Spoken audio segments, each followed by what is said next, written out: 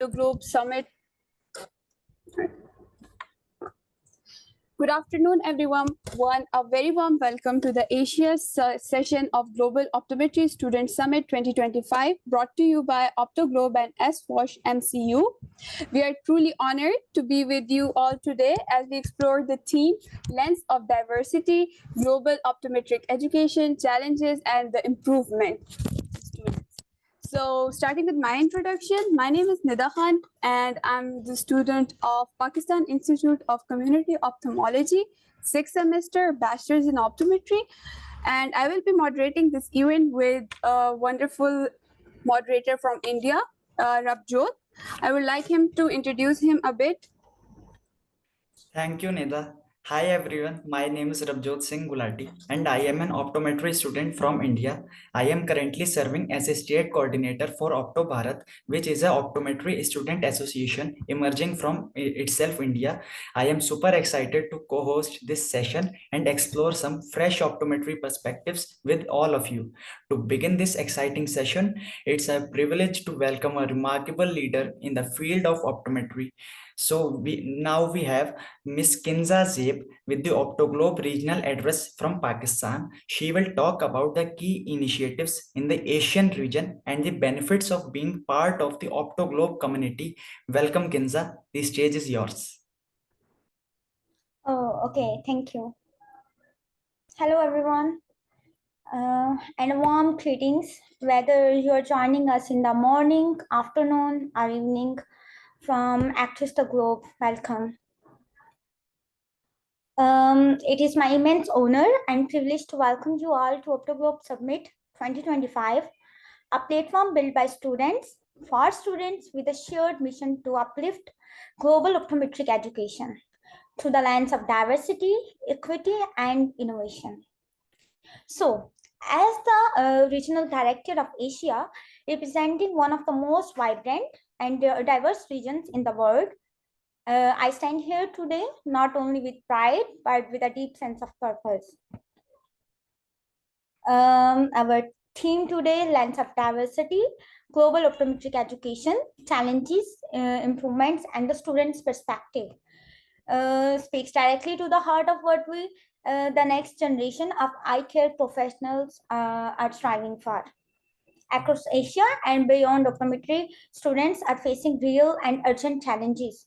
So these challenges are unequal access to clinical training, outdated and rigid curricula in some institutions, limited global collaboration opportunities, and often a lack of student representation in key policy and decision-making spaces.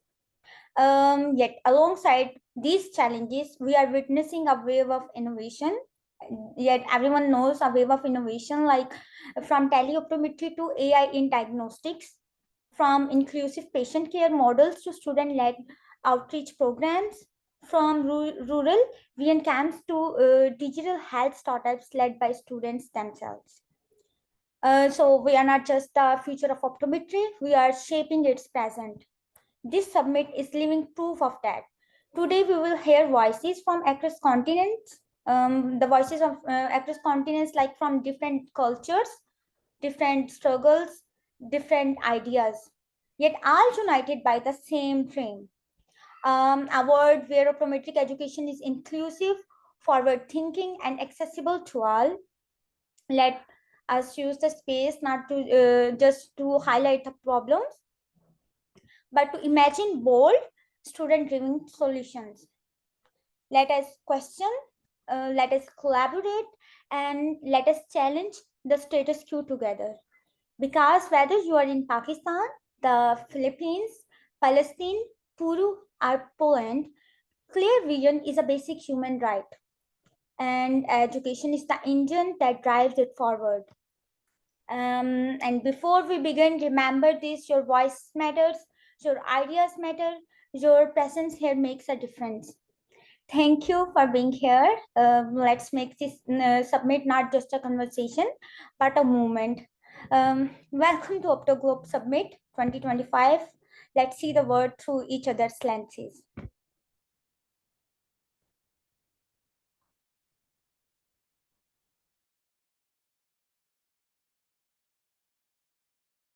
Can't Nida, hear you, Nida. please unmute the mic. I'm really sorry. Thank you so much, Kinza Zeb, for your address and empowering the efforts of students. So next here with us, we have a speaker. She's currently serving as the Dean of College of Optometry at Manila Central University and also holds her key position as the National Secretary of the Integrated Philippine Association of Optometrists, Secretary of the Asian Optometric Congress, and is the founding advisor of SWASH MCU chapter. It's a privilege to welcome her to the virtual stage for the opening remark of this session. Dean Katharina Timessa, the floor is all yours.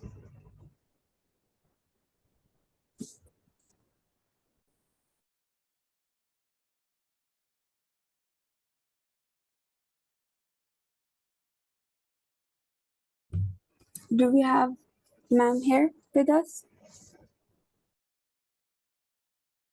Yeah, she shared in her pre-recorded video presentation, so that should come on screen any moment from now.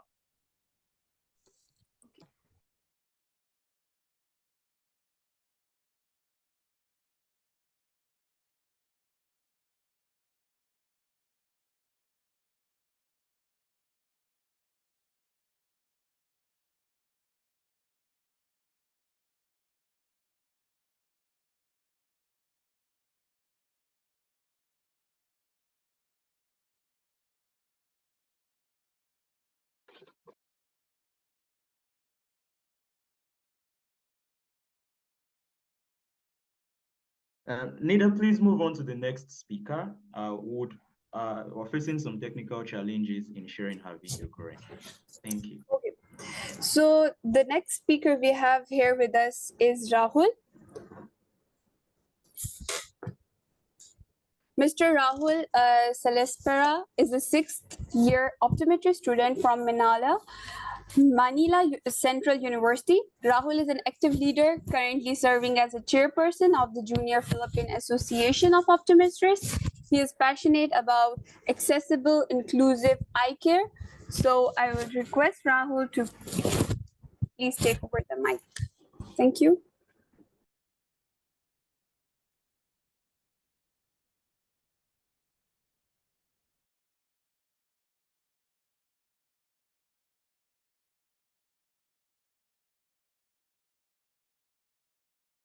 Hello everyone, good afternoon. Magandang araw sa inyong lahat. A warm and wonderful day to each and every one of you. If you're still here with me in the Zoom room, can I ask for a quick heart reaction? Yes, that's the spirit. Let's keep this space alive, not just with presence, but with purpose. Because today, it is not just a discussion, it's a declaration. A declaration that we, optometry students, are not passive observer of change. We are its very makers. I am Rahul Celespara, a sixth-year optometry student from Manila Central University College of Optometry, and currently the chairman of the Junior Integrated Philippine Association of Optometrists MCU chapter. Before I begin, allow me to share this quote I hope you'll carry with you along after the summit ends. We don't just correct vision. We help people see what they are capable of. To all student leaders, global delegates, passionate educators, and advocates present today, thank you for choosing to be here, for choosing to be part of a movement far greater than ourselves. To the visionary minds behind OPTOGLOBE, Mr. Pameji Gadimo, and to Ms. Cristel Franz Gonzalez, the president of SWASH MCU chapter, to all organizing team, thank you. Thank you for building this platform where voices like ours can be heard, felt, and remembered. Let me share with you a moment that forever shaped how I see our profession. During one of our Clinic 2 sessions, we were seeking pediatric cases. When a mother brought her son for a checkup, I remember clearly the way in her voice when she said, lagi po siyang pinapagalitan. Sabi ng guro niya, mahina, tamad, hindi marunong magbasa, pero bilang ina, alam kong hindi siya ganun. He's always being scolded. Her teacher says he's weak, lazy, can't read. But as a mother, I know that's not true. We ran our test and found a refractive correction and a problem with depth perception. It became clear that the child wasn't struggling academically because of lack of intelligence. She was struggling because she couldn't see. She wasn't lazy. She was lost in a blurry world. After prescribing her glasses, she looked up and quietly said, Ma, ganito pala ang malinaw. Mom, so this is what clear looks like. It was just a simple statement, yet it pierced through us. We continue this care with vision therapy, training his depth judgment, improving tracking, refining oculomotor control, and slowly, she bloomed. Her posture changed. Her eyes started darting around. She started making jokes. Her confidence emerged with every session. She was no longer the child who hid behind her mother's leg. She became the girl who met the world with clarity and pride. Months later, exactly yesterday, I received a news. She graduated. But not just that, she was named valedictorian of his kindergarten class. She had gone from misunderstood to unstoppable, all because someone took the time to look beyond the surface and care for what she couldn't even articulate. And in that child, I saw the very reason why I chose this profession.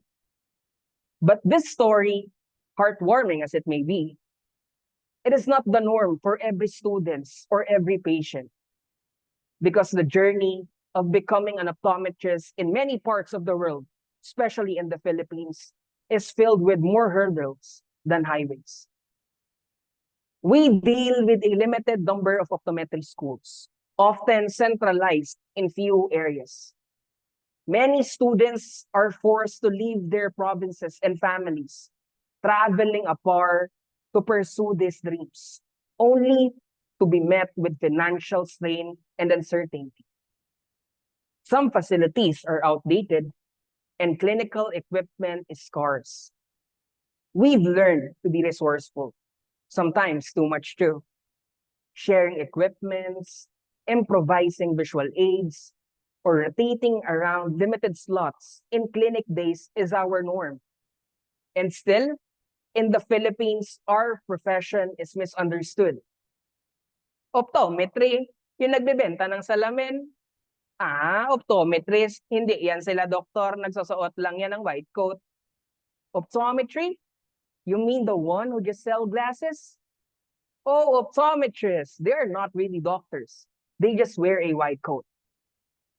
But what people don't see is that we are primary eye care providers. We are the first to detect a child's developmental delay, the first to catch signs of systemic illness through the retina, and often the first to restore dignity and confidence in our patient. Yet, we don't just face technical challenges, we fight internal battles too. Burnout, financial pressure, self-doubt. There are nights we cry alone, silently wondering if we're enough. Days where question if we belong in this field. But still, we rise. And that resilience is what makes optometry students a different breed of brave. We cannot stay in survival mode forever. It's time to evolve and elevate. We must decentralize optometric education. Let us encourage more institutions to offer this course across the regions. Let the next aspiring eye care professional not be limited by distance or affordability. Let the government must provide equitable scholarship for optometry students, not as charity, but as investment. We must redefine our identity. Let there be national awareness campaign led by students and professionals, portraying optometrists not as a vendor, but as a vision scientist, neuro-optometric therapists, and public health defenders. We must modernize our training, equip school with up-to-date tools and therapy kits, collaborate with global partners to bring technology, research, and innovation into our lecture halls and clinics. We must support the mental health of students. Mentorship programs, access to counseling, peer supports group, these are not luxuries. They are lifelines that students afloat during the toughest chapter of their journey. And finally, we must foster international collaboration. Summits like OPTOGLOBE should be the norm, not the exception. Let students present research globally, build connection across countries, and realize that our scope as optometrists knows no border. Because vision problems may look the same, but solution, when shared globally, became infinitely better. The child we helped, he was never just a case study. He became a living metaphor of what happens when someone is finally seen for who they are and what they could become. And in that child, I saw all of us. We are all once blurry, unsure, struggling to see our own potential, but someone believed in us. A mentor, a professor, a classmate, or even a patient. And now, here we are, not just seeing, but believing, and now leading.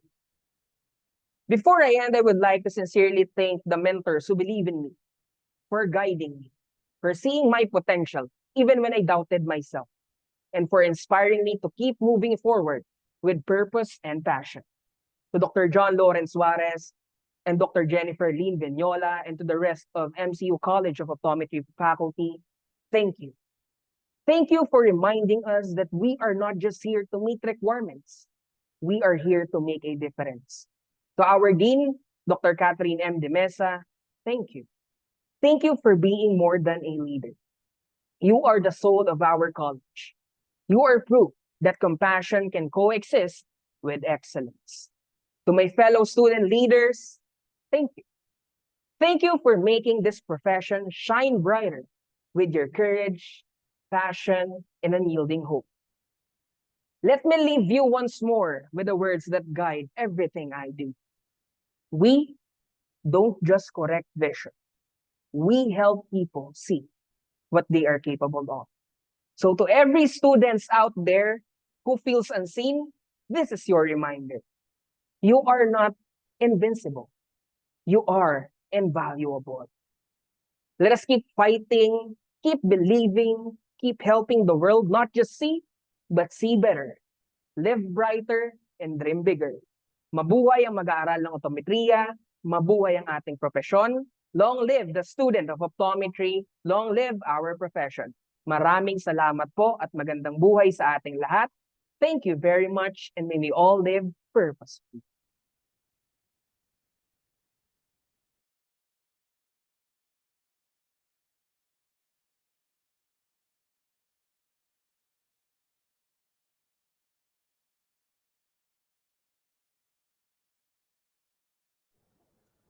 Thank you so much, Rahul. So next, we are here with the short video speech from Dean. As I introduced her earlier, we will play the video. Let's watch it together.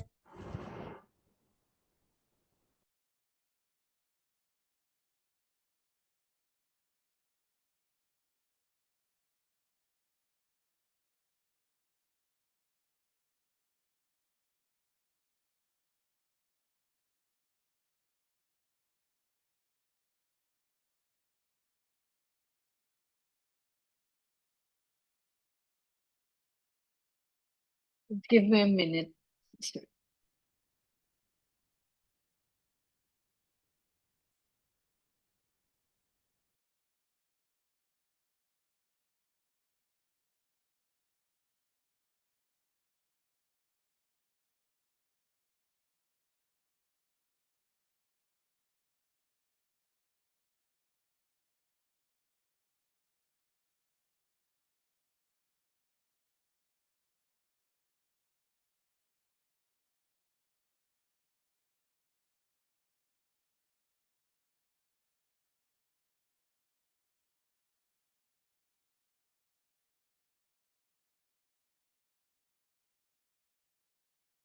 Wait, Pammy J. I'm just having technical difficulties. I cannot find the video. Let me try from my end, Jen. Okay. Okay.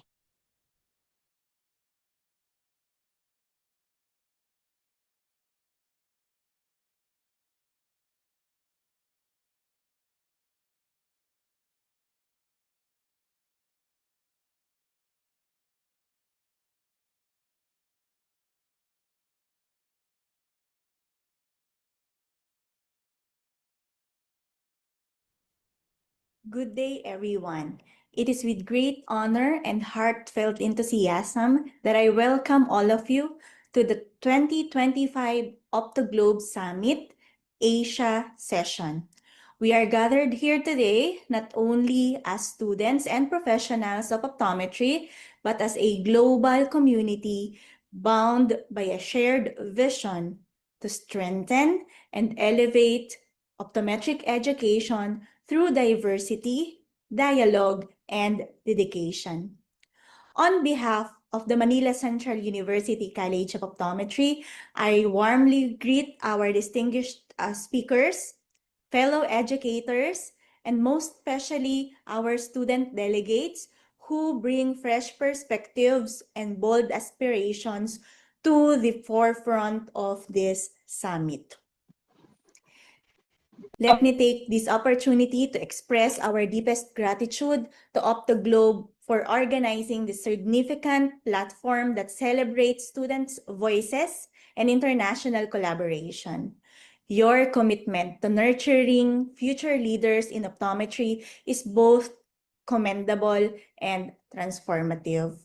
We also extend our sincerest appreciation to SWASH, the Student Volunteer Optometric Services to Humanity, and in particular to the SWASH MCU Philippines chapter as headed by their advisor, Dr. Jennifer Lynn Vignola, whose efforts exemplify the heart of our profession: service, compassion, and a dedication to reaching communities in need. Your continued advocacy reminds us that beyond clinical excellence, we are called to serve humanity. Today's theme, Lens of Diversity, invites us to view global optometric education through many angles, each shaped by culture, context, and personal experience. May this summit speak meaningful conversations, inspire action, and cultivate solidarity among future optometrists around the world. Let this be a celebration of our shared passion and a step toward a more inclusive and globally responsive optometric future. Welcome once again to the OPTOGLOBE Summit 2025. Thank you very much, and may we all have a very productive and inspiring session ahead.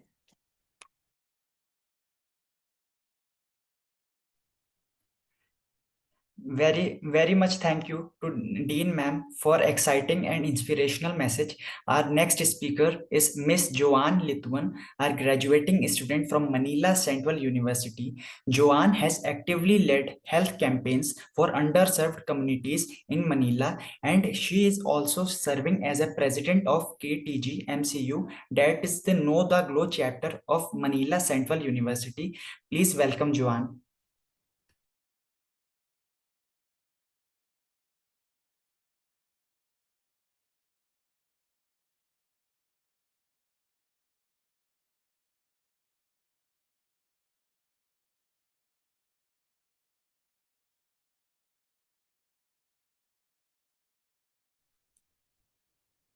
Your screen is visible, ma'am.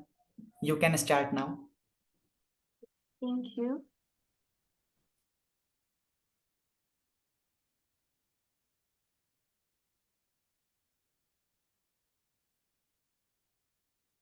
Good day, everyone. It's truly an honor to be here with you today among future doctors, innovators, and advocates in eye care from across the globe.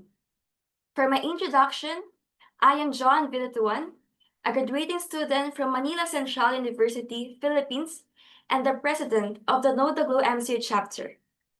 I am deeply grateful for the invitation from the OPTOGLOBE and SWASH MCU chapter to join you as one of your speakers today. I am truly delighted to represent not only my school and department, but most especially the organization that led me to discover my advocacy and purpose, which is the Know the Glow MCU chapter. Today, we have a lot to talk about, and I'm very excited to share with you a topic that is close to my heart. So as you can see on my slide, our theme for today will be Beyond Sight, Building Purpose-Driven Leaders in Optometry. For this session, we are not just talking about techniques and theories of optometry. We are here to explore how student leadership can address the gaps in education and practice, so we become leaders who serve our communities with purpose. So, purpose. What does it mean to have a purpose? In a rapidly evolving world, we all know that optometry is no longer just about correcting vision. It's about offering clarity, purpose, and impact. That is why the future of eye care will require more than just clinical skill. It will call for leaders who are grounded in purpose, focused on community needs, and ready to challenge the norms to better serve those around us. And being a purpose-driven leader doesn't start when you become doctors or when we have our license. It starts the moment we choose to serve, speak up, and step forward, even we are just students. With that, let's begin and discover together what it truly means to lead beyond sight. So as I mentioned earlier, our theme will be Beyond Sight. Let's talk about something we often overlook: the difference between sight and vision. These words are often used interchangeably, even in our clinics and lectures, but in reality, they are not the same. So sight.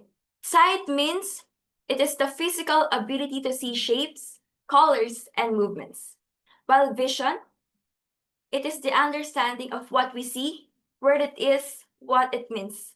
It is also the ability to process and interpret what is seen.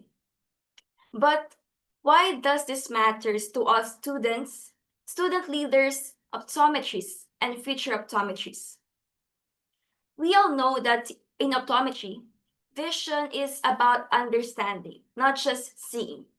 The eyes and brain work together, and any disruption can change how a person lives. But this idea of beyond sight applies to leadership too. How? As students and future optometrists, we are called to look past the technical skills we're learning and see the real needs around us. This mindset of looking beyond sight to vision doesn't just apply in patient care. It also applies to how we grow as students and leaders. Purposeful leadership in optometry means we can identify the gap in access, education, and eye care. And of course, taking action, even in small ways, to address those gaps. For you, these actions might seem simple, but in reality, they are the foundation and building blocks of the leaders we are becoming. So this brings me to a story I hold so close. A story that helped me understand what it means to lead with purpose while I'm still a student. So let me share a bit about my own journey as a student leader and president of the Know the Glow MCU chapter. For those who might not be familiar, Know the Glow is a global nonprofit organization dedicated to raising awareness about leukocoria or the glow seen in children's eye in photos, which can be an early sign of serious eye conditions and even life-threatening diseases. And I'm very grateful to be part of one of their student chapter, which is the Know the Glow MCU chapter under the guidance of our ever-supportive advisor, Dr. Jennifer Lynn Vignola. So I started my journey with the Know the Glow MCU chapter in year 2022 as their special project officer. Though it wasn't my first time being a student leader, but it was my first time being a part of an organization whose mission and vision are focused on saving children's sight and even lives through early detection and education. Through this role, I saw how student leadership, when driven by purpose, can create real change. It taught me that even as students, we have the power to contribute to our communities. As you can see on my slide, we have hosted a variety of meaningful initiatives. So every year, we organize educational seminars, conducted outreach programs, and actively engaged with the public through social media. And this experience opened my eyes to what purpose-driven leadership truly means in our field. But nowadays, as a student actively participating in different organizations here in the Philippines, I've noticed a gap between student leadership and optometric education. In many optometry schools, we focus heavily on mastering technical skills and theoretical knowledge. Of course, these are all important, and we need them to become competent doctors in the future. But sometimes, while focusing on these things, we forgot to ask, how can we use what we are learning to serve our communities right now? Here in the Philippines, we can deny that many communities still lack access to basic eye care.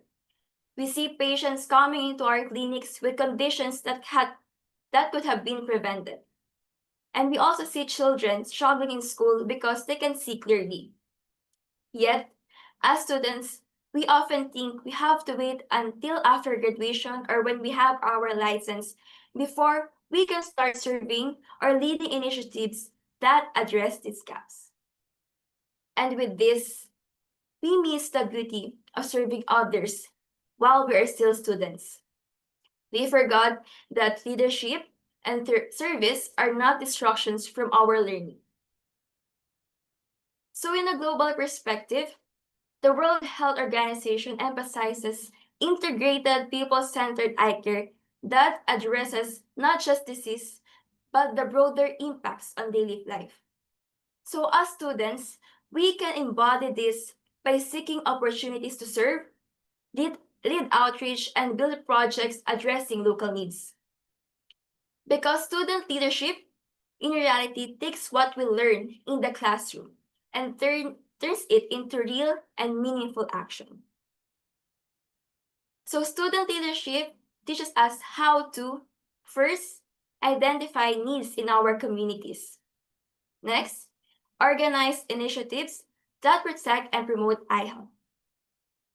Next, it also helps us to communicate effectively with diverse populations. And lastly, it helps us work in teams, manage projects, and lead with empathy. Through leadership, we grow not only as future clinicians, but also as advocates who can truly make a difference. Now, let's talk about the solution to this gap. So why leadership and leadership training are so important in optometric education. When leadership training is integrated into this curriculum, it opens up several valuable opportunities for students. First, it pairs clinical skills with community connection. While students are learning how to perform eye exams and manage eye diseases, leadership training helps us connect in a meaningful way with the underserved communities. Second, Leadership experiences teaches us students how to organize health initiatives. So hands-on training is very crucial because it builds their ability to manage projects, communicate with different groups, and mobilize resources. And these skills is what we need as future optometrists. Next, leadership training also helps us students to develop advocacy skills.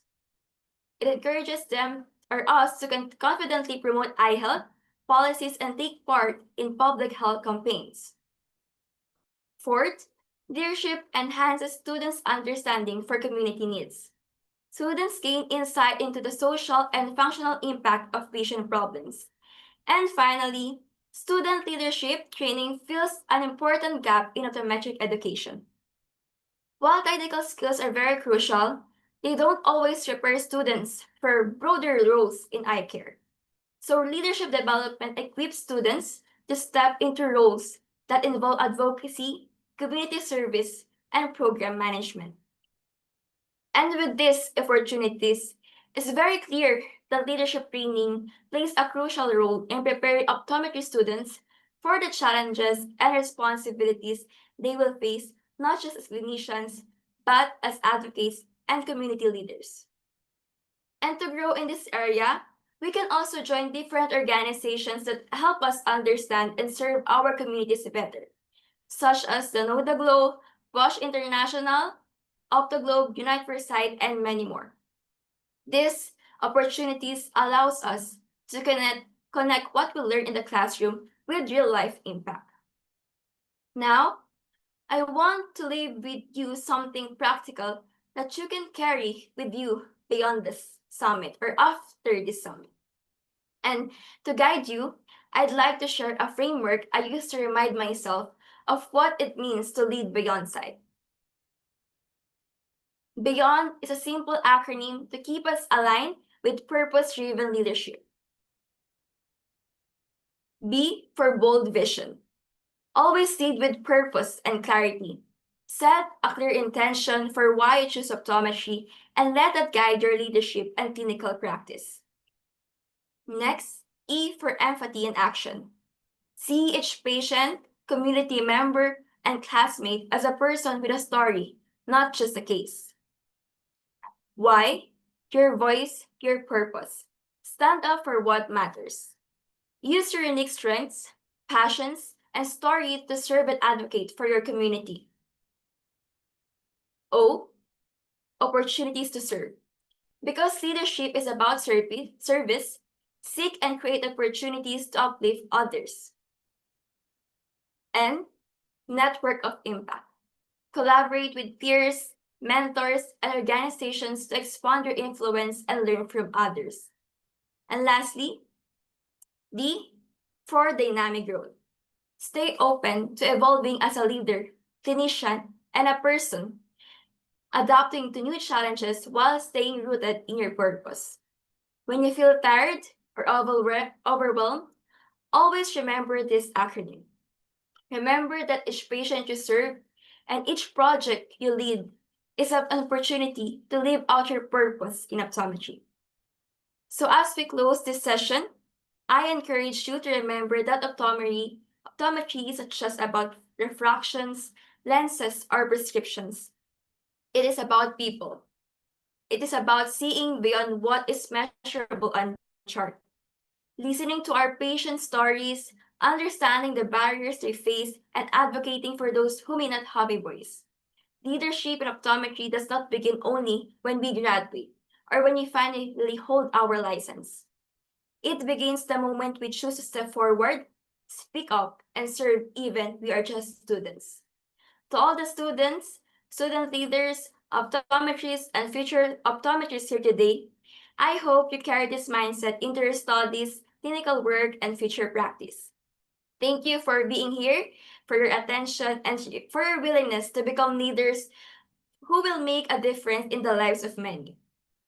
Remember that let us choose to be optometrists not only by profession, but also by heart. Once again, thank you SWASH MCU chapter, OPTOGLOBE, and MCU College of Optometry for making it possible for me to share my experiences and perspectives with you today. I am grateful for the opportunity to contribute to the growth of our optometry community, and I look forward to seeing how each of you will lead with purpose and heart in your own journey. That's all. Thank you.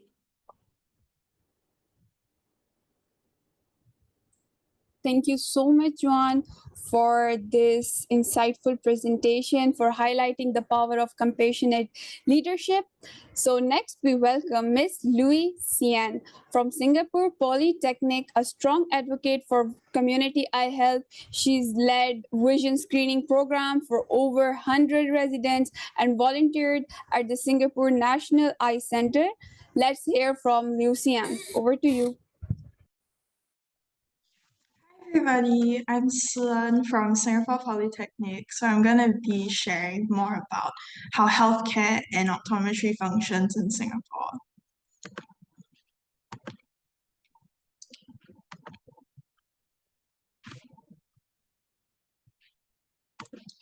Can everybody see my screen? Yes. Thank you. So I hope that through this summit, I will learn much more about how optometry and healthcare operates around the world. I'm very honored to be here. Thank you. So let's begin with the healthcare challenges in Singapore. Singapore's healthcare system is globally recognized for its high standards, accessibility, and efficient infrastructure. However, it is currently navigating several complex challenges. Among all, these three stand out. As the proportion of elderly residents continues to rise, the healthcare system faces increasing pressure. Older adults typically require more frequent and specialized care, especially for non-communicable diseases like diabetes, hypertension, and hyperlipidemia. This demographic shift places significant demands on healthcare providers and infrastructure, often resulting in longer wait times and reduced flexibility in appointment scheduling, hence exacerbating my last point that there are many unmet primary care needs. The pathway to specialist care in the public system, while designed to ensure appropriate referrals, can be lengthy and fragmented. Patients typically begin with a general practitioner, followed by a referral to a polyclinic, and eventually to a hospital specialist. This multi-step process can span several months, during which a patient's health condition may deteriorate, complicating both diagnosis and treatment. Furthermore, the public healthcare system is facing workforce constraints. Shortages of doctors, nurses, and allied health professionals are being intensified by competition for talent and the expansion of healthcare facilities. These manpower limitations can lead to higher patient to staff ratios, making it more difficult to deliver personalized and timely care. While private healthcare services offer faster access, the high cost of private consultations and treatments can be prohibitive for many individuals, even for those with insurance coverage. This creates equity challenges in access to timely specialist care. So though Singapore's healthcare system remains one of the most regarded, it must continuously evolve to meet the demands of a changing population and the complex health landscape of the 21st century. Now let's move to the accessibility of healthcare. After discussing the problems, let's talk about what's been done well. Our system comprises of two key pillars: a highly regulated public sector managed by three healthcare clusters, the NUHS, SingHealth, and the NHG, providing polyclinic services and comprehensive hospital care, from generalized to specialized.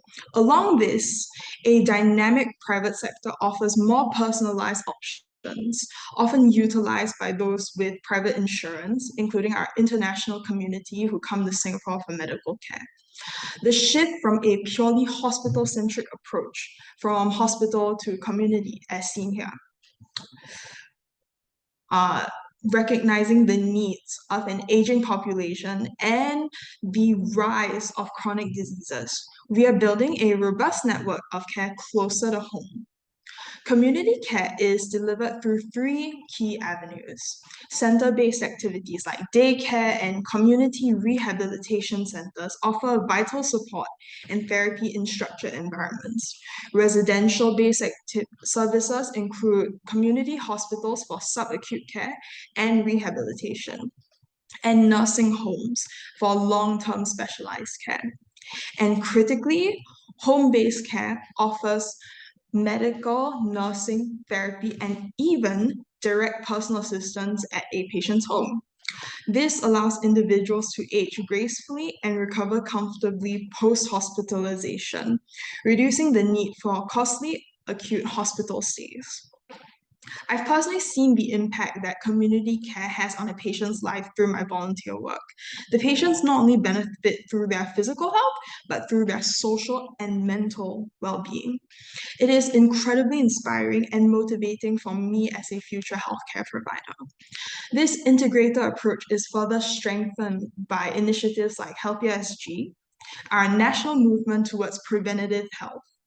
It encourages every Singaporean to enroll with a family doctor or general practitioner, fostering proactive health management and long-term wellness.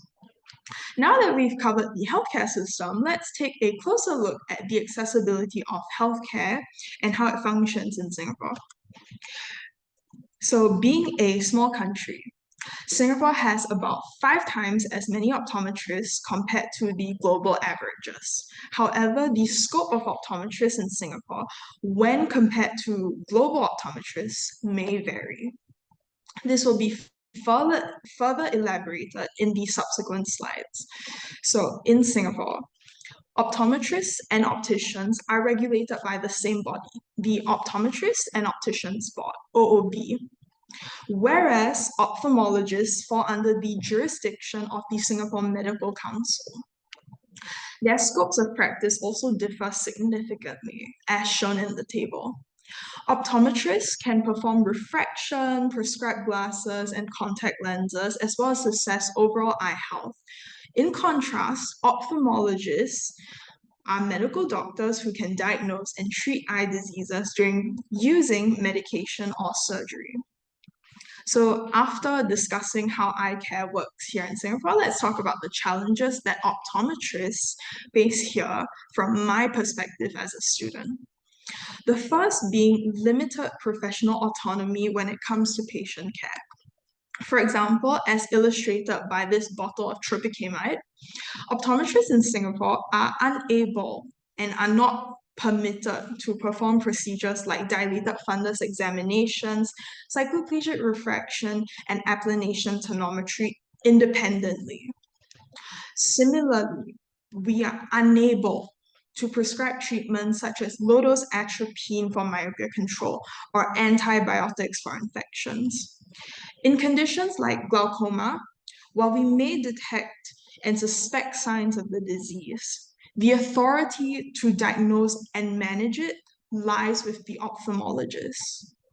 Furthermore, only specially trained optometrists in primary and community eye care settings are authorized to monitor such cases. This leads me to my second challenge, the public's misunderstanding of the optometry profession. I'd like to acknowledge and express my respect for the essential work that opticians do. However, there remains a widespread misconception that optometrists and opticians perform the same role. This misunderstanding often results in our contributions being undervalued or overlooked, particularly in optometric practices. When the public is unaware of our scope of practice and clinical training, it undermines the credibility of our advice and the quality of care that we can provide. I believe that such misconceptions exacerbate my last point, the issue of optometry education in Singapore. You might be wondering why there's an image of a plane here.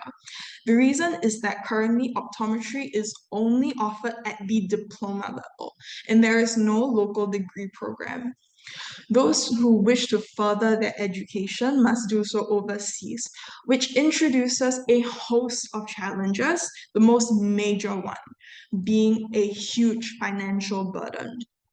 Although there have been discussions over the years with institutions about establishing a local optometry program, progress has been slow. But thankfully, there are some workarounds to the limitations placed on us as optometrists. For dilation, despite being unable to perform dilated fundus examinations, there are ultra-wide field fundus cameras that can view up to 200 degrees of the retina, unlike the traditional non-mydriatic fundus cameras that only let us view 45 degrees. Regarding the public's perception of optometry, the Singapore Optometric Association, SOA, is working to raise awareness on the various roles by publishing blog posts and educational content on various social media platforms like Instagram and LinkedIn. For the educational aspect, there are specialist diploma programs like the Specialist Diploma in Community Optometry, which enables diploma graduates to further their knowledge and skills. Despite the challenges being faced, there are still many possibilities for us as students to shine. Now let's talk about the leadership and service learning opportunities the diploma in optometry has to offer. As students, we have various opportunities to participate in vision screening outreach programs that take place locally or abroad. As kindly mentioned by one of the organizers, I've had the privilege of leading one of these initiatives where my fellow optometry students and I screen many residents in the community and refer those in need to our school's optometry center for further care. I learned so much through that, and I'm so grateful for the opportunity. And besides vision screenings, in Singapore Polytechnic, there is a program called the Learning Express, known as LEX, which trains students to use design thinking to uncover insights and identify unmet needs of overseas grassroots communities while addressing some of the UN SDGs. Students also get to enjoy out-of-textbook experiences such as learning a new language and undergoing a community homestay. Additionally, as optometry students, we get to go on course-specific study trips to visit optometric institutions and practices in neighboring countries. This year, many of my friends got to go to Malaysia to visit some of their most popular optometry universities like UKM and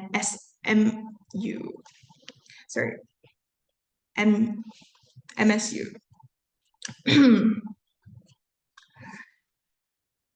So all of these experiences give us a greater exposure to a world beyond just our academics. Furthermore, there is a student-led club called the DOP chapters.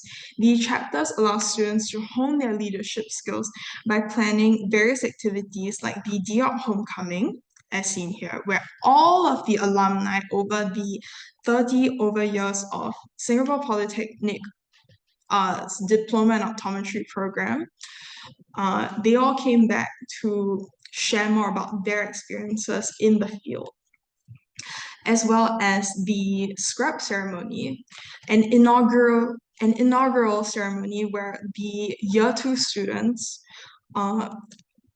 enter their clinical years. So they also share fun and educational posts to teach the public about various eye conditions like myopia and diabetic retinopathy, as seen here. So in light of everything I've shared today, I believe that while our healthcare system is still evolving, the sincere efforts by our government and healthcare institutions to improve patient care are truly heartening. This summit has reminded me that meaningful progress is a collective journey and one that requires collaboration, commitment, and compassion. I leave here deeply inspired and more determined than ever to contribute meaningfully to Singapore's healthcare landscape landscape. And with time, I hope to play a small but significant role in advancing eye care and public health, not just locally, but globally. Thank you so much for listening. I now hand the time over to our next speaker. Thank you, Lucian, for your dedication and amazing, impactful community work you do.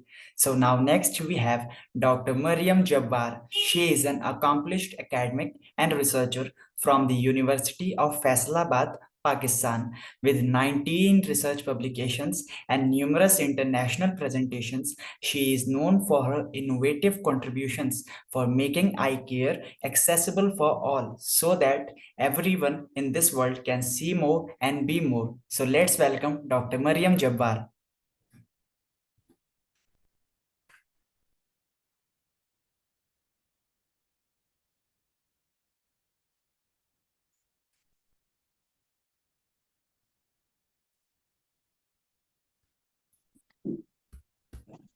It's a great opportunity for me to present at Global Student Summit 2025.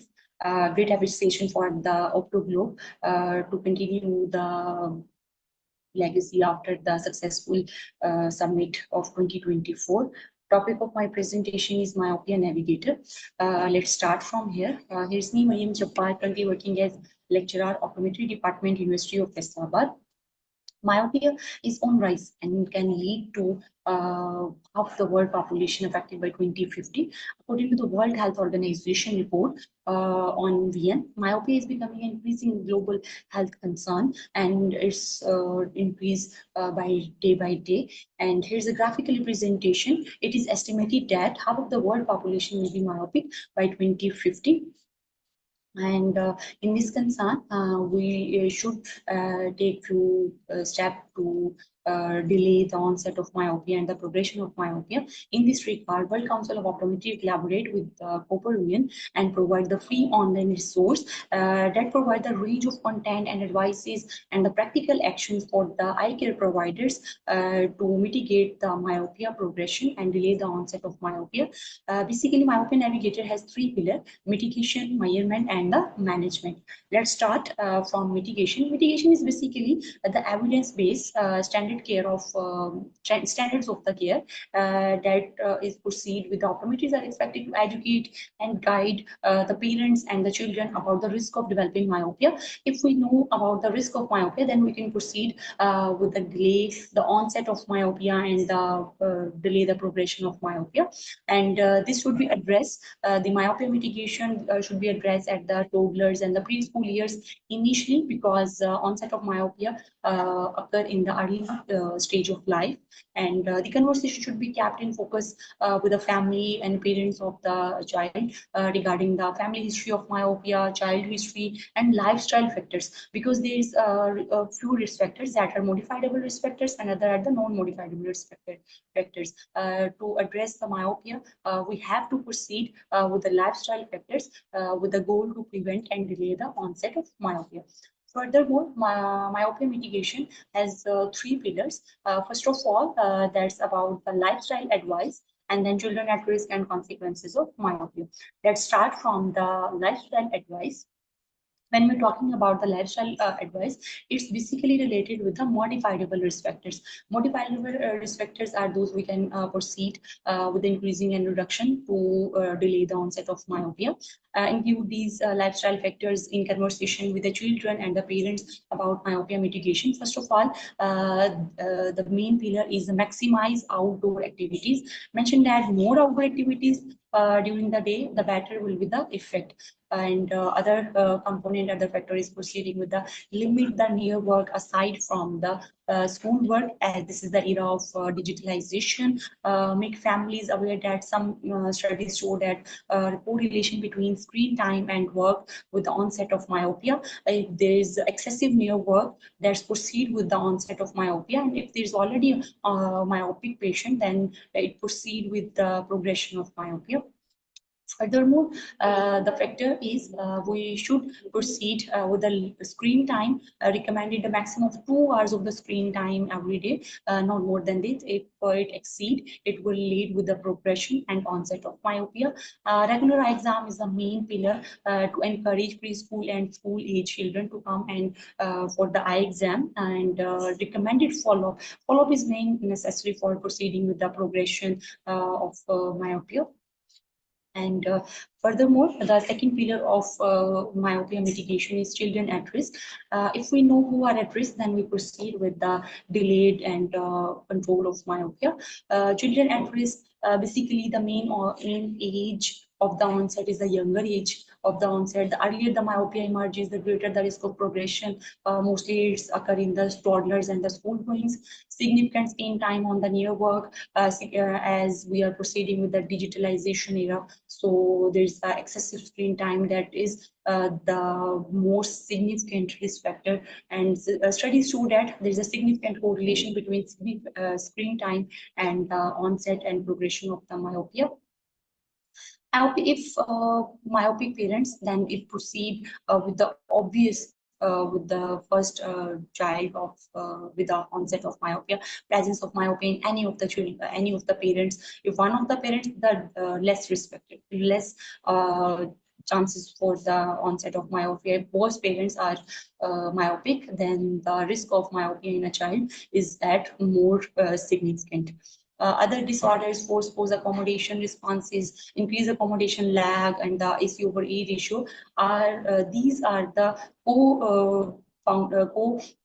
existing factors that proceed with the myopia. As when we proceed with the myopia, there's a role of when we are talking about any of the refractive error, it proceeds with the accommodation and is over A ratio, accommodation, lead of accommodation, lag of accommodation. So these are the other vision disorders that proceed with the myopia onset. And risk factors, one of the other risk factors is little time outdoor. Children who spend little outdoor appear to be the greater risk of developing myopia. And significant screen time proceed with the either on the near work or either on digital devices appear to be the risk factor. But these are the that risk factor that we can modify. These are the modifiable risk factor. We can delay the onset, and we can delay the progression of myopia by addressing these modifiable risk factors. Furthermore, the consequences of myopia. When consequences of myopia proceed with the degree of myopia, as the degree of myopia is proceeding from mild, moderate, and severe, mild, moderate, and severe degree of myopia, that's proceed with the complications. For suppose if we're talking about mild degree of myopia that constitute 3 diopters, and then 6 diopter up to the moderate, and high myopia proceeding with the 6 diopters or the greatest. And the complications and the consequences associated, such as cataract, glaucoma, retinal detachment, and myopic maculopathy. If we compare the mild, moderate, severe degree with the onset of myopic maculopathy, the mild degree has a risk factors of the 3x. But when we're talking about high degree of myopia or severe degree that's proceed with the greater than 6 diopter, there's 41x of the degree chances to develop the myopic maculopathy. The consequences and the complication actually proceed with the degree of myopia. If lesser degree, that proceed with the less risk as compared to the high degree of myopia. Second pillar is about the measurement. When we address the myopia, we have to take a further step to diagnose. So that's proceeding what to measure, measurement by the time, modalities, and the refractive error. Starting from what to measure, what are the main key findings, key procedures that we proceed prior to the myopia control. Starting from the patient detail history, be sure to capture the family history of refractive error as we proceeding, as we discussed in the previous proceeding. Family history is the one of the non-modifiable risk factor for the progress and onset of myopia. Screen time, time spent on the near work and using digital devices, and how much they spend time outdoor, and date of myopia of the onset if present, or if any previous treatment of myopia has been taken, or the patient, this is the first patient visit. That's all basically detailed history that help us to proceed with our further proceeding for myopia control and myopia management. Standard protocols, whenever anyone visit our eye care clinic, we proceed with the distance and near visual acuity assessment, and then internal and external adnexas, and then we'll proceed with the refraction, objective refraction as well as subjective refraction. Then the co-existing components, including with the binocular vision testing and the accommodation testing, near point of convergence, near point of accommodation, that's proceeding. That's are the main requirement whenever patient visit us in the eye care clinic. But when we're proceeding with the myopia, there is the myopia related management. These are the additional checks for myopia for the best practice for myopia control. The main component is axial length measurement. In normal proceeding comprehensive eye exam, we not proceed with the axial length measurement. But for myopia control, we have to proceed with the axial length measurement because there is a different type of myopia, and most prevalent type of myopia is axial myopia. And furthermore, we have to proceed with the tear film assessment as well. As tear film, either the deficiency or either the more evaporation, also proceed with the bloodiness of the vein. And the main component is the cycloplegic refraction. That's the main component of the objective refraction. Furthermore, measurement by the time when we are talking about any progressive disease, that proceed with the baseline and follow-up proceedings. For the follow-up proceeding, we have to proceed by the baseline to and till the further follow-up. At each follow-up, we have to measure case history, and then we investigate the compliances and feedback related to the treatment. If we advise any treatment, then we have to check the compliances, either the patient get benefit from that treatment, yes or no, or how much benefit they have proceeding. So we have to investigate the compliances as well as the feedback related to that treatment. Moreover, we proceed with the visual acuity assessment and over refraction. As the patient, we have to proceed with the previous prescription, and then we proceed with the over refraction to check either the patient prescription is changed from the previous one or the same prescription. And when we proceed with the follow-up, that's either the 6 month or the 1 year. That's all depend upon the degree of myopia and pattern of progression of myopia. So if the patient visit us at 6 months, so we have to proceed with the axial length, because the axial length and elongation proceed with the up to the 6 months. There's a significant difference that we can capture rather than at every 1 month follow-up. Moreover, the 1 year follow-up proceed with the complete eye examination, because it proceeding with each and every component as a whole to address the progression of myopia. When we start with the mitigation, we have to address the risk factors, educate the parents and children, and then we discuss second pillar. Second pillar is about the measurement, or how to proceed with the management to address the myopia. Furthermore, the last component last pillar of myopia navigator is management. When we diagnose, when we educate the patient, then we have to proceed with the management. When we're proceeding with the management, there is the 2 options for proceeding. First of all, starting with the management option, that is basically the spectacle lenses and the simple soft contact lens. But when we are talking about myopia control, that's include different strategies, including the soft dual focus or multifocal contact lenses, orthokeratology, atropine, non-optical option. Moreover, red light therapy is one of the emerging treatment option for the myopia control. That's all about the myopia management.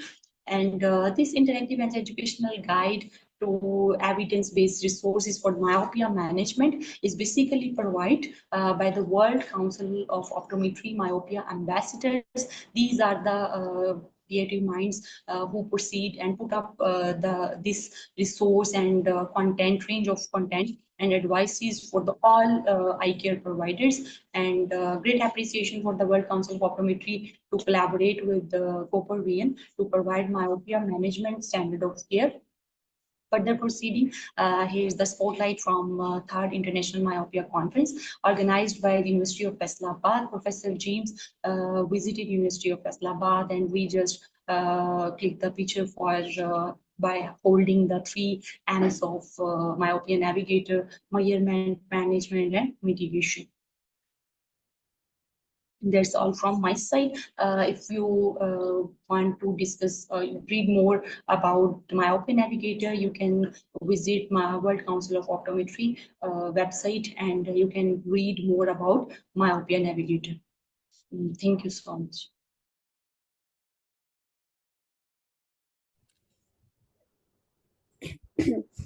Thank you so much, Dr. Mariam, for this wonderful, insightful presentation. Our next presenter is with us. She is Miss Crisella Franz Gozels, graduating from the Manila Central University as President of SWASH MCU and Vice President of Know the Globe. She has led many eye health education programs. So let's welcome Miss Crisella.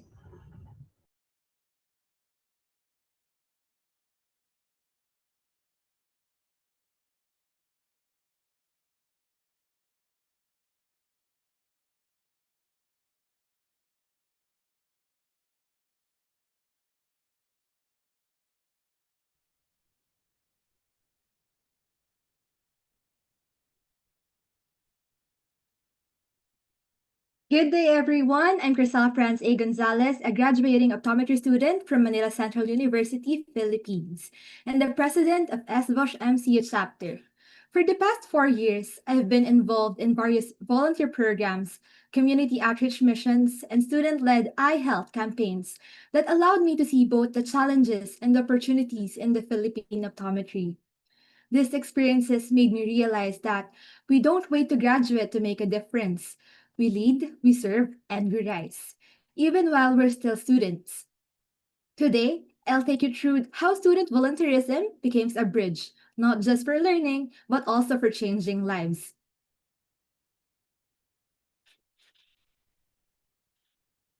As mentioned by Mr. Rahul Salaspara earlier, we only have a handful of optometry schools here in the Philippines, and this limits the number of professionals who can reach the growing population in need of eye care.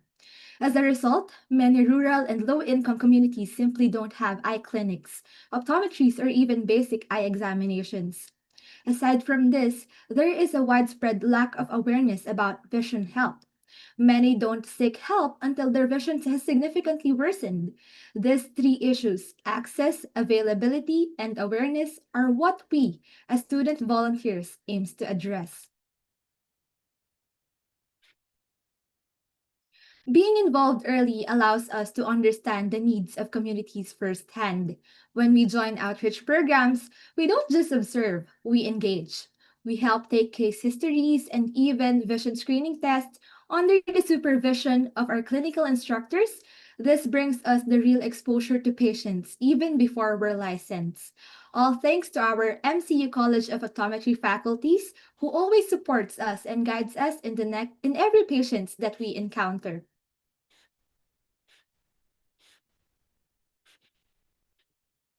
Next, please. Through this, we develop empathy. We start to understand the personal stories behind the conditions, and we learn to communicate with kindness and clarity. It's a learning experience that we can't be replicated in classrooms alone. 4 years ago, I started volunteering in open clinics and eye care outreach programs through our college and SWASH MCU chapter. That was the moment I truly realized how wide our profession could reach. In every patient's story, you could hear their gratitude for giving them a chance at better vision, and you could feel how much they appreciated being heard. Their heartfelt stories inspired me to give more, to serve more. From that moment, I made it to a point to grab every opportunity to volunteer. Eventually, I became an officer not just in SWASH MCU chapter, but also in OPTOGLOBE MCU chapter and junior IPAO. This leadership experiences further honed my passion in community service. Every patient I examined made me want to do more, and that's what led me to our research topic. Together with my friend Yula Antonio, we focused on the study about accessibility, availability, and affordability of eye care among the geriatric population in the town here in the Philippines. We went house to house distributing questionnaires, and the results were really eye-opening. Many had little to no access to eye care and very limited knowledge about it. I promised myself that once I became licensed optometrist, I will return to that community and help them see clearly again. At SWASH MCU's chapter, we conduct I do's and I don'ts seminars annually to expand public awareness on proper eye care habits. Also, at Know the Glow MCU chapter, we hold the Glow Detective seminars every year, a fun and educational initiative that introduces children and parents to the signs of preventable childhood blindness. In every open clinic and outreach programs, we make sure to involve many student volunteers as possible, which is our way of opening their eyes to how far our profession can go in making a difference. And when we got the chance to attend the VOSH international meetings, it became a powerful learning moment. We connected with global advocates and saw the bigger picture of how student-led efforts can scale up and make lasting impacts. This deepened our understanding and showed us the new ways to act, serve, and lead. From planning events to coordinating volunteers, I've learned the essence of leadership and teamwork. We lead not just with instructions, but with initiative and purpose. Through our programs, we also became advocates, not just for eye care, but for health equity and access. And most importantly, these experiences sharpen our clinical skills. We apply those classroom knowledge in real scenarios, preparing us to be better optometrists someday. We are guided by our advisor, Dr. Jennifer Lynn Vignola, who gives us the freedom to lead while staying right behind us to support. That trust gives us the confidence. At SVOSH MCU, we empower every member to get involved. But with over 150 active members, we know we must do more open clinics, more outreach events to reach and include everyone. We stay connected through our messenger group chat where we share updates, encouragements, and announcements. And it's this consistent communication that makes us more than an organization. We're a family. I'm proud to say that we celebrated our 11th anniversary last May and we'll keep going. We'll keep reaching. I would also like to recognize and honor our very own Dean, Dr. Katharina M. Timessa, the founding advisor of SVOSH MCU chapter, who consistently supports our organization in every project that we take on. And through all of this, I learned that even as students, we can already help. We can already lead. Volunteerism taught me that we don't need to wait for the title to start making a difference. What we need is commitment, compassion, and courage to take the first steps. These experiences aren't just side activities. They're essential in shaping the kind of optometrist we want to become. Volunteerism builds a foundation rooted in compassion and service. Students are not just passive learners anymore. We are becoming agents of change in our own communities. But to do more, we need support. We need opportunities, platforms, and encouragements to sustain and expand the student-led programs that makes a real impact.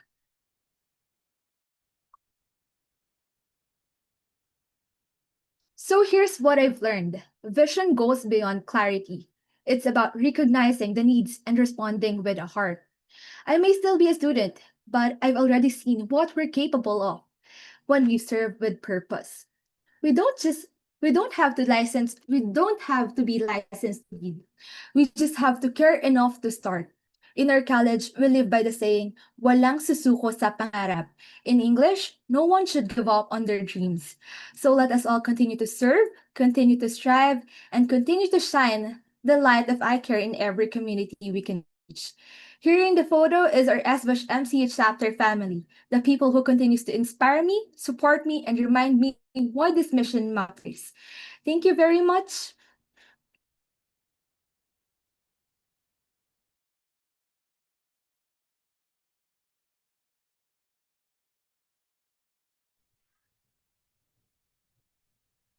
Thank you, Chrysile France, for your inspiring vision and dedication to outreach. Now, up next, we will take a short break to watch a video made by optometry students from Pakistan. It's a short piece sharing why many of us chose this profession and why optometry mean to all of us. And that's my co-host for this Asian session, Ms. Nida Khan, who coordinated this video in her capacity as the media secretary of the KPK cabinet of Pakistan Optometry Society. Let's watch this. I request the team to kindly play this video.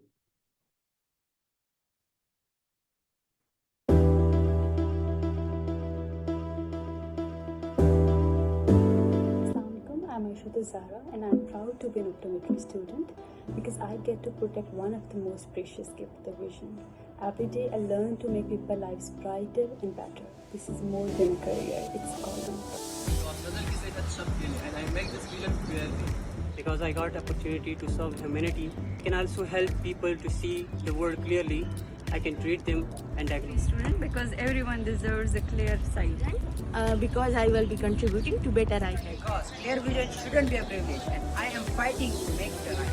This is name of Madhumir. I chose optometry to help people see clearly and better life. Hi everyone, this is me Mubashir Khan. I am proud to be an optometry student because vision is a gift and I want to protect it. Hi, this is me Muhammad Salman Khan. I am proud to be an optometrist because people see the beauty of life more clearly.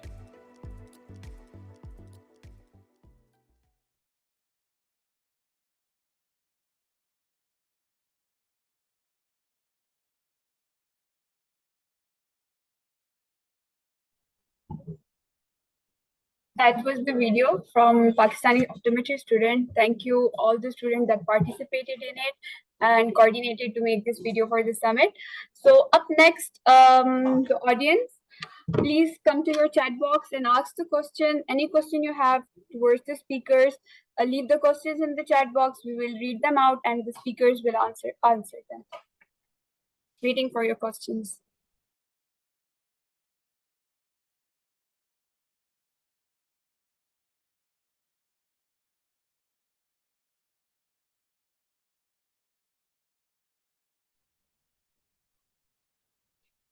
Please.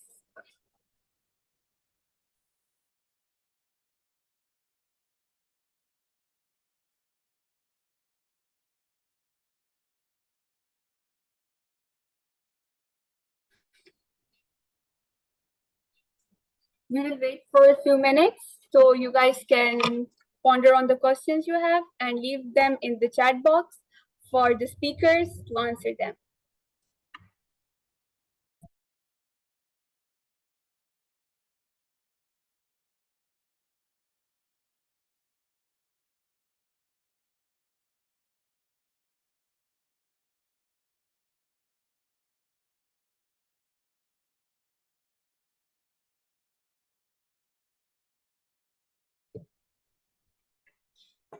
Until then, there are way more exciting things on the OptoGlobe social medias. You all should follow them on LinkedIn, Instagram, Twitter, to stay updated for the news of everything going on in the world of optometry.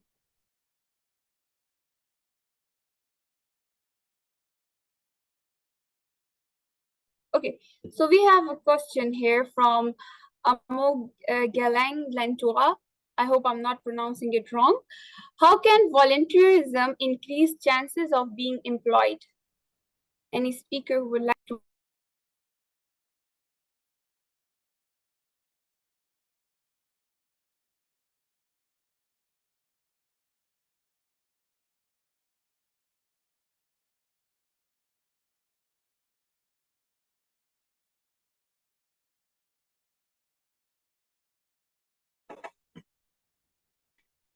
Can you please leave an intro with the questions you're asking, like your name, your institute, what are you studying, obviously optometry, which year you are in, all that.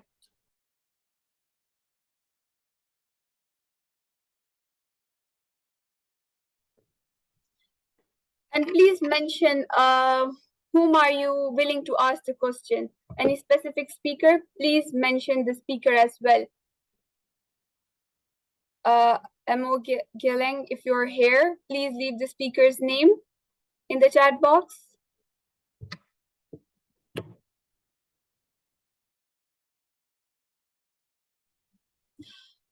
Or do we have any speaker who is willing to answer his question?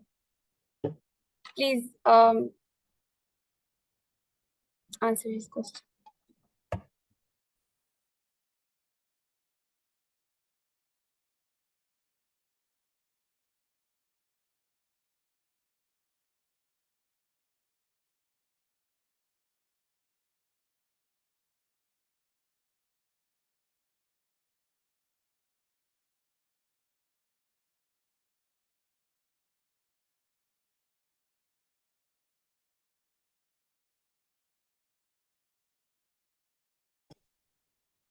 I think Chriselle,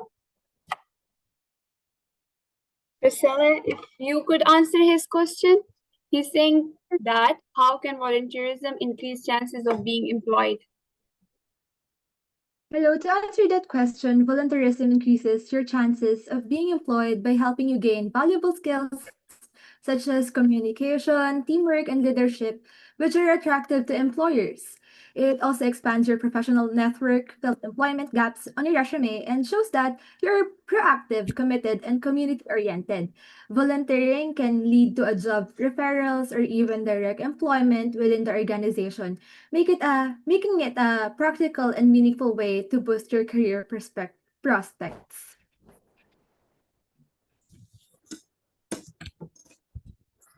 Thank you so much for answering the question. Do we have any more questions in here? If not, then we can move forward with the next thing we have prepared. I think we don't have any more questions here. So let's move on. Okay, we have from Alberto Inacio. He's asking, what the opportunities for those student volunteer? I liked when one of the lecturers said linking the student is not charity but sponsorship. What I understand that is it is a matter of win-win deal among the student and the employment that sponsors. But how does it work? Alberto, can you please mention the speaker's name or the speaker he is talking about? Can you please answer him? Alberto, please leave the name of the speaker.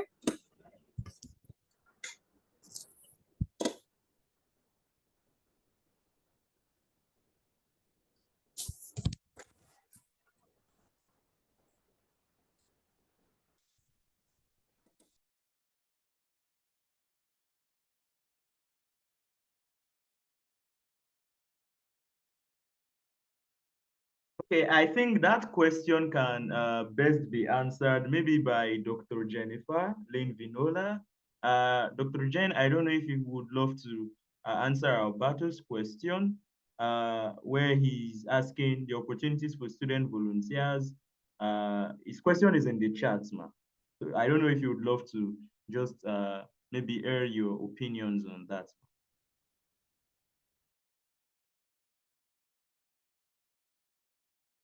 Hello, can you hear me now? Yes, you're audible. Yes, we can. Okay, so basically, regarding the student volunteerism, so it actually, me as one of the student volunteer myself when I was in college, it actually offers valuable opportunities such as, of course, developing your skills. One is networking, and of course, the real world experience. It is basically different from what you do inside the school and what you do outside of course when you volunteer. And when it is seen by sponsorship, so such as of course we have the Vosh International, we also have the Know the Glow and so on. um rather than a charity, it becomes a win-win situation where students, of course, contribute time and talent, and while organizations provides training, of course, exposure. So that's what happened to me as one of the, again, student leader before, and now the student, I mean the advisor of SVOSH, and also now a part of the, as a board member of the VOSH International. So basically, it's also a potential job opportunities that may come your way if you are a student volunteer. So this, of course, this mutual exchange benefits both the organization as you as a student, as a volunteer. You will, of course, gain practical advantages for your future careers as eye health providers, and some, of course, employers invest in shaping capable mission aligned professionals. So basically, that would be the benefit of being a student volunteer. So what I've mentioned to my students, well, I have Raj, I have Crisel, I also have Joanne. So this is not just a platform for just, for just volunteering, but also this is more on connecting with other people, with other nationalities.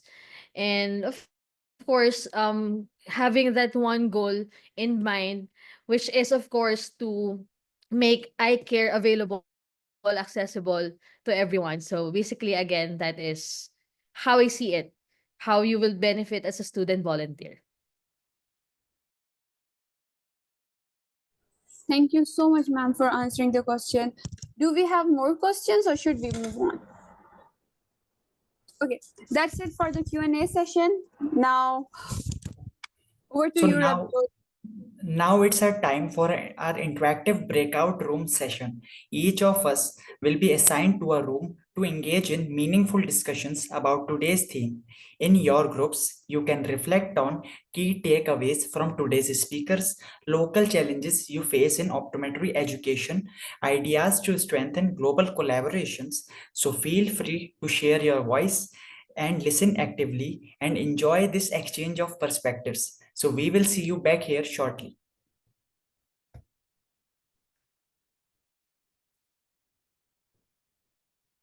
You all can start joining room.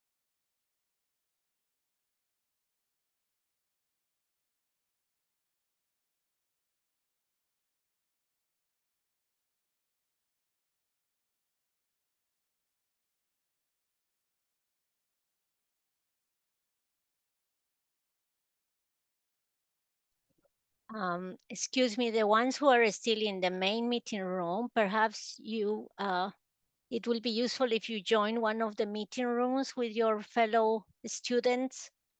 Then they will value your contributions. So please accept the invitations that might have appeared to join those meeting rooms. If your meeting room is a bit thin, I will allocate you to a meeting room that has more participants, but please join. It's your opportunity to share views with your fellow students.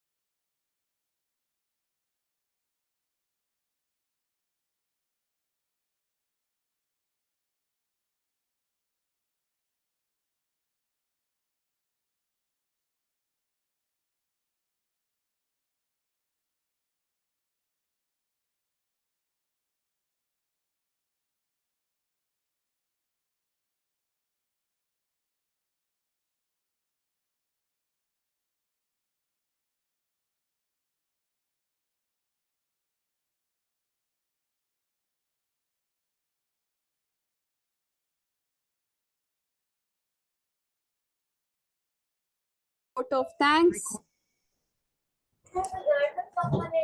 For the vote of thanks to conclude this session, we invite Dr. Jen Vinola to give the vote of thanks. We are grateful for your presence.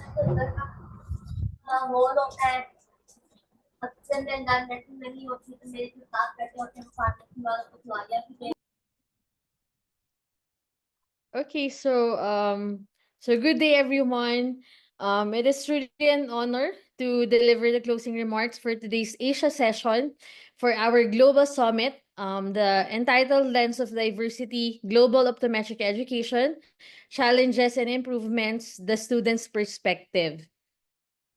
As a faculty member and of course an advisor to SWASH MCU and also a board member of WASH International, I am incredibly inspired by what we've witnessed today. So it's a vibrant exchange of ideas, experiences, and aspirations for some of the most promising student leaders in optometry and optometrists across Asia. And to all the presenters, your passion, preparation, and insight have made this event not just informative, but transformational. Each of you brought forward a unique lens shaped by your background, your studies, and your dreams for the profession. Your voices are important, and today you use them powerfully. To our fellow faculty members, mentors, and professional colleagues, thank you for continuing to guide and empower these young leaders. Because education is a shared effort, and your support makes all the difference. I would like to give special thanks to our partners and collaborators whose dedication and cooperation made this event possible. And of course, most especially, a heartfelt thank you to OPTOGLOBE. Your commitment to elevating global optometric education and uniting students across regions is truly commendable. This summit is shining example what we can achieve when we come together for a common cause.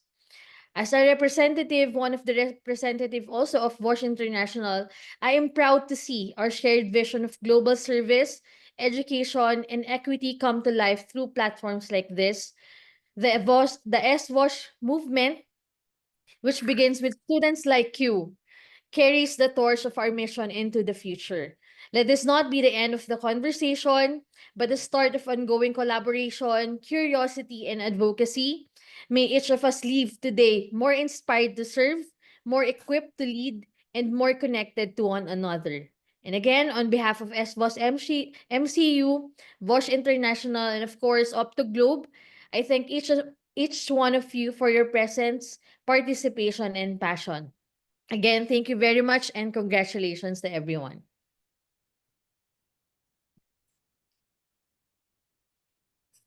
Thank you, ma'am. Thank you, Dr. Jen Vinola, for giving the vote of thanks. Now we would like to invite Pamela Gadimo, the founder of OptoGlobe, for giving the vote of thanks.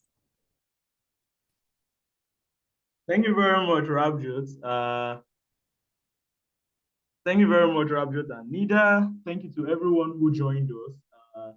I'll just be very quick and brief as well. We had, a lot of participants earlier, and I can see so many people have left, probably because it's late at night, But good morning, good afternoon, good evening to everyone from wherever you joined us. I will just be giving a vote of thanks, to thank all our partners in Asia, all optometry students who joined. I would love to thank OptoBharat. I would love to thank the Pakistan Optometric Society. I would love to thank SBOSH Manila Central University and Nodiglo Manila Central University, and every other person who worked with us within Asia, the organizing team, the moderators, our summit coordinator, all of the directors on the OptoGlobe Board of Directors, our partnerships and collaboration director as well. He outdid himself on this. I would love to thank all our speakers, for joining us today for this wonderful meeting. And I hope we would, keep the conversation going even beyond this platform. Like it has been said earlier in the chat, certificates will be given to all participants. However, a form was sent in, a Google form. If you haven't filled the form, please do fill it, as that form will be closed and we wouldn't accept responses once the meeting is over. We would also, if you filled the form and you cannot, have not gotten any certificates by the 20th of July, please feel free to mail us at enquiries@optoglobe.org, which I sent in the chat. And if you want to reach out to me directly, you can reach out to me on my email at founder@optoglobe.org. I would love to, at this juncture, thank VOSH International, because without VOSH International, all of this would not be possible. I would love to give special appreciation to the Executive Director of VOSH International, Madam Maria Arce Moreira, and I would love her to, give us the final words for this session, and then we call it a day. Thank you very much. So, Madam Maria, I do not know if you would be chanced to speak with us. Thank you. Thank you, Pemije. I mean, just your technician today. But thank you very much to everybody who has attended and shared their experiences and contribution. It's really refreshing to hear from the future professionals about how wise you are at your age. I see great future for the profession. I think one question that still lingers in my head is how can we enable a transition from you as student leaders into the profession when you join the cadres of, already existing professionals and your national association? How can we ensure that this vitality, this enthusiasm, this energy also filters down to the national associations, and that they are open to you even before you graduate? It will be so useful to have your energy embedded into the workings and the structures of the existing national associations of optometrists or federations. So thank you very much for an inspiring day. It's lovely to be with you again, and thank you for including us in this process. That's all from my side. Thank you very much.